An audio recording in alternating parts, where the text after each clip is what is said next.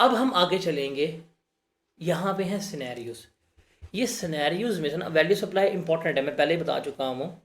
Value supply बहुत important है,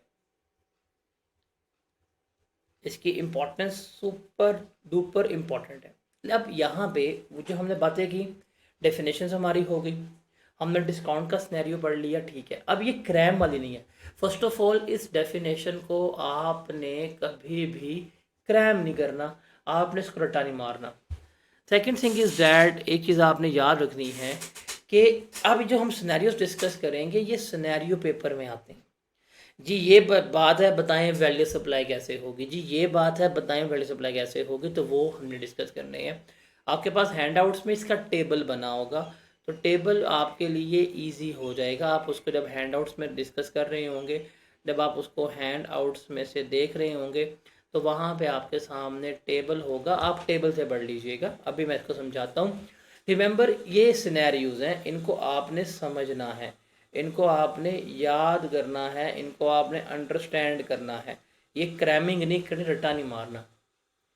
अब पहला सिनेरियो है कि अगर आपने कोई चीज़ खरीदी है या कोई चीज़ बेची है, तो जो पैसे मिलने हैं उसके बाद आपको कुछ अमाउंट जो है वो इन काइंड मिल गई है, कुछ कैश में मिल गई है, तो फिर हम कैसे डिटर्मिन करेंगे हमारी वैल्यू सप्लाई क्या है।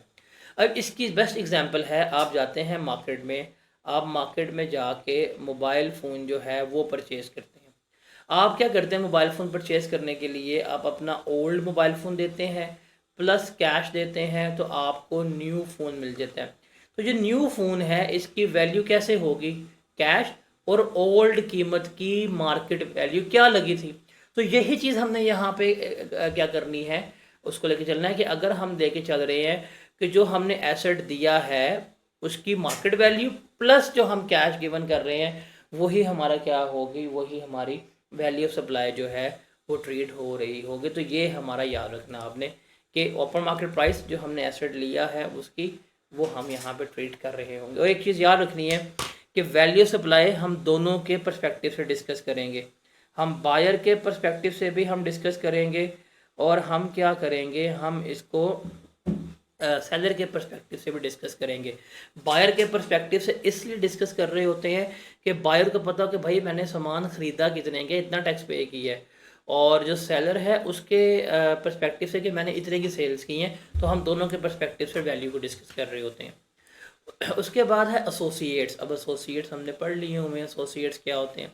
अगर आप एसोसिएट्स को सप्लाई कर रहे हैं तो जाहिर बात है आप उनको जो भी आपकी मार्केट वैल्यू होगी, मार्केट वैल्यू से कम कीमत पर सप्लाई करेंगे, ये तो है। जैसे हमने पढ़ा था कल के इंडिविजुअल्स में जो आपस में रिलेटिव होते हैं, आप कभी भी मार्केट बेस्ड ट्रांजैक्शन नहीं करेंगे। अगर बाप आता है दुकान से सामान लेकर जाएगा, आप पैसे भी नहीं लेंगे, पार्टनर्स एक दूसरे को सामान बेच रहे हैं, सस्ता बेचेंगे, तो फिर हम वैल्यू ऑफ सप्लाई के साथ डिटरमिन करेंगे। रिमेंबर, अगर एसोसिएट्स का केस है और एसोसिएट्स के केस में सप्लाई की है, तो जो हमारी ओपन मार्केट प्राइस होगी या जो हमारी नॉर्मल प्राइस है वही हमारी वैल्यू सप्लाई कंसिडर होगी। डिस्काउंट द्वारा इनको ट्रीटमेंट हम नहीं दे रहे होंगे।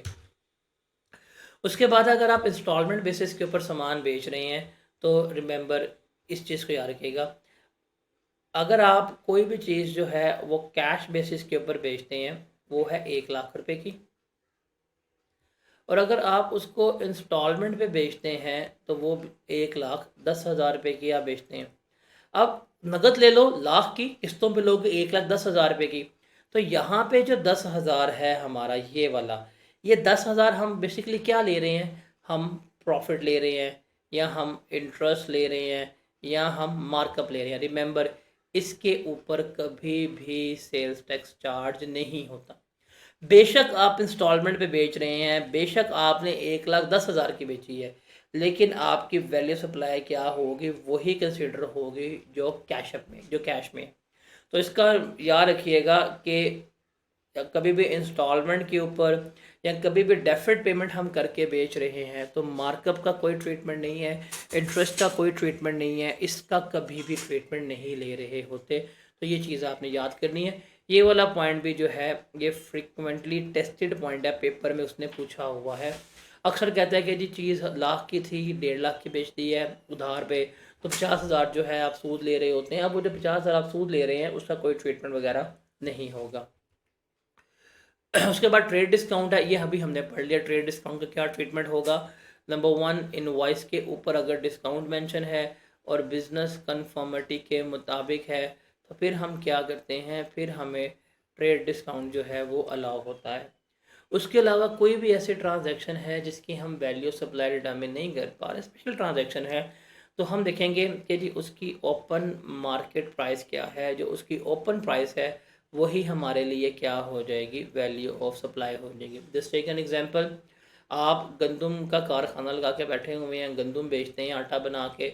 आपने एक दफ़ा चावल लेके आए, चावल भी बेच दिए। अब तो चावल आपने वन टाइम किया, अब क्या बताओ। तो इसलिए जो आपको चावल की मार्केट में कीमत मिल रही होगी वही क्या होगी, आपकी वैल्यू सप्लाई जो है वो कंसीडर हो रही होगी। उसके बाद एसोसिएट्स वाला स्लाइड ये रिपीट हो गई है, ये हमने डिस्कस आउट कर लिया हुआ है। अच्छा, उसके बाद अगर हम गुड्स वगैरह इंपोर्ट करते हैं तो इंपोर्ट्स के केस में, अच्छा ये इम्पोर्टेड नहीं है, ये इंपोर्ट्स के केस में रिमेंबर जो एफबीआर वैल्यू डिटरमिन कर देगा, जब अंडर कस्टम एक्ट आप चीज़ों को इंपोर्ट करते हैं, जो भी एफबीआर ने वैल्यू बता दी है उससे कम के ऊपर तो वैल्यू सप्लाई हमारी कंसिडर नहीं हो सकती। तो बेसिकली जब हम इंपोर्ट करते हैं, इंपोर्ट के केस में under custom and under FED जो भी आपकी वैल्यू डिटरमिन होती है वही हमारी क्या है, वही हमारी वैल्यू सप्लाई जो है वो कंसिडर हो रही होती है। उसके अलावा अगर ये डिपार्टमेंट को बिलीव हो कि आपने जो इनवॉइस डिक्लेयर की है, जो आपने इनवॉइस गिवन की है वो अंडर इनवॉइसिंग है, उस पे ऊपर जो वैल्यू है वो करेक्ट नहीं है, शक हो सकता है। फॉर एग्ज़ाम्पल आप टेस्ला इंपोर्ट करते हैं, आप टेस्ला इंपोर्ट करके उसकी कीमत जो है वो 60 लाख लिख देते हैं। अब वो कहेंगे यार 60 लाख की तुम टेस्ला, 60 लाख के तो यहाँ पे अब कुछ नहीं आता। तो अगर उनको लग रहा है पता कि आपकी वैल्यूएशन ठीक नहीं है तो फिर क्या करेंगे, वो एक कमेटी बिठाएंगे जिसको हम कहते हैं वैल्यूएशन कमेटी। वो वैल्यूएशन कमेटी में डिपार्टमेंट के मेंबर्स होंगे, कुछ चैम्बर ऑफ कॉमर्स वगैरह के मेंबर होंगे। वो जो अमाउंट डिटर्मिन कर दें, वो जो रकम डिटर्मिन कर देंगे वही हमारी क्या होगी, वही हमारी वैल्यू सप्लाई कंसीडर हो रही होगी। उसके बाद है, अगर हम टॉल मैन्युफैक्चरर को गुड्स वगैरह सप्लाई कर रहे होते हैं फर्दर मैन्युफैक्चरिंग के लिए, तो रिमेंबर इसमें क्या होता है, इसमें जो भी वो काम करके दे रहा है, जो काम करने के पैसे हैं, जो भी उसकी ओपन मार्केट प्राइस है वही क्या होगी, वो हमारी वैल्यू सप्लाई जो है वो कंसीडर हो रही होगी। उसके बाद ये जो इंडिपेंडेंट पावर प्रोड्यूसर्स कंपनी है, ये बिजली वगैरह बेच रही हैं, वापडा वगैरह, तो इनकी क्या होगी वैल्यू सप्लाई, कि जो इनकी एनर्जी परचेज प्राइस होती है वो इनकी क्या होगी, वैल्यू सप्लाई होगी। रिमेंबर जो इनके सब्सिडी वगैरह मिलती है, सब्सिडी वगैरह कभी भी इनकी वैल्यू सप्लाई का पार्ट नहीं बनेगी। उसके बाद है, अगर आप कोई व्हीकल लेते हैं, उस व्हीकल को बेच देते हैं, फॉर एग्जांपल आपने कोई मिस्टर ए है, मिस्टर ए ने एक गाड़ी इंपोर्ट की, पुरानी गाड़ी थी 10 लाख रुपए की, और उसने फिर उसमें कोई वैल्यू एडिशन की, मतलब उसको रिपेयर करवाया, इंजन चेंज किया, दरवाजे चेंज कर दिए, और करवा के उसने 15 लाख रुपए की गाड़ी बेच दी, और ये कारोबार भी इसका यही है। अब जो इसका डिफरेंशियल अमाउंट है वो कितनी है, 5 लाख। तो ये 5 लाख जो है वो क्या कंसिडर होगी, वैल्यू ऑफ सप्लाई कंसिडर होगी। तो बेसिकली गाड़ी के केस में सेल प्राइस और परचेज प्राइस के दरमियान में जो डिफरेंस होगा, जो फ़र्क होगा, वही हमारी क्या होगी, वैल्यू ऑफ सप्लाई जो है वो कंसीडर हो रही होगी। उसके बाद रिटेल प्राइस में, रिमेंबर रिटेल प्राइस में वैल्यू सप्लाई क्या होती है, नॉर्मली जो मैन्युफैक्चरर ने तय कर दी, जो मैन्युफैक्चरर ने डिटरमिन कर दी वही हमारी क्या होती है, वही हमारी रिटेल प्राइस होती है, और उसी के ऊपर हम सेल्स टैक्स जो है वो चार्ज कर रहे होते हैं।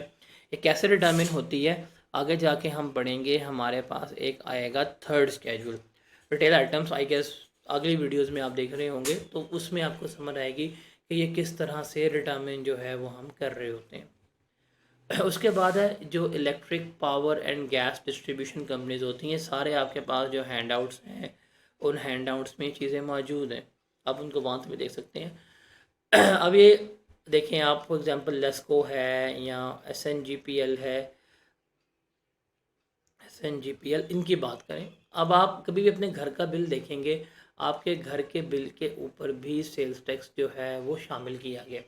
अब वो सेल्स टैक्स जिस अमाउंट के ऊपर चार्ज किया जा रहा है, बेसिकली वो आपकी वैल्यू सप्लाई है। तो वो क्या होती है कि टोटल बिल कितना था, लेट पेमेंट सर चार्जेस वगैरह निकाल के, बिल ड्यूटीज़ वगैरह जितनी भी हैं वो डाल के, उसके ऊपर क्या कर रहे होते हैं, सेल्स टैक्स जो है वो चार्ज कर रहे होते हैं।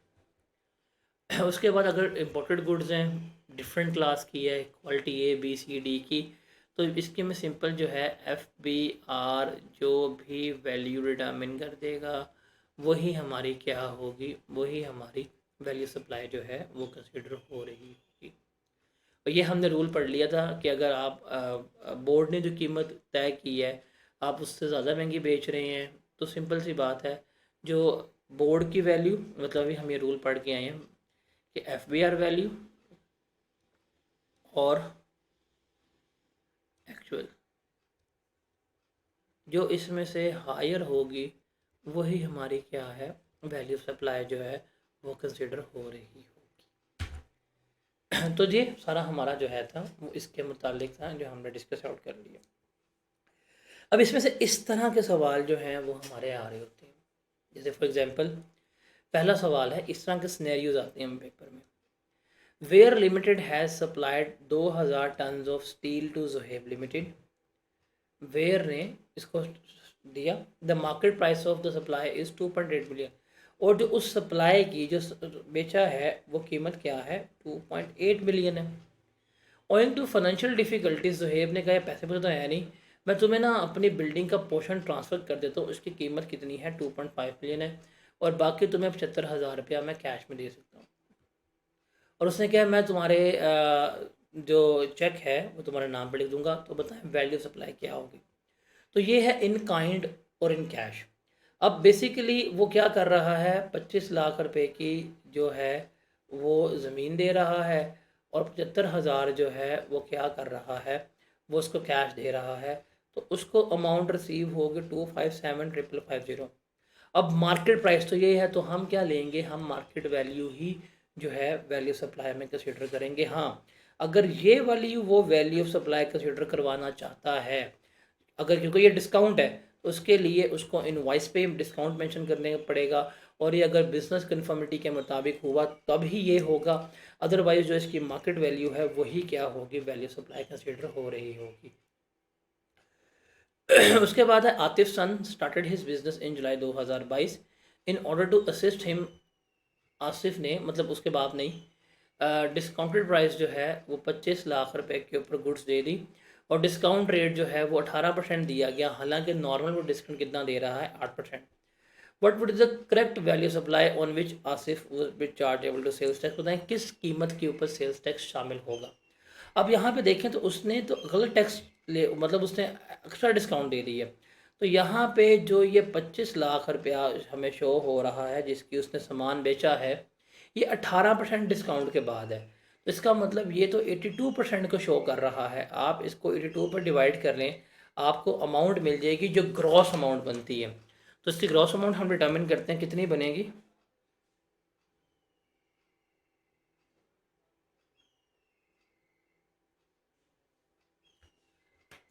ये बन जाएगी हमारे पास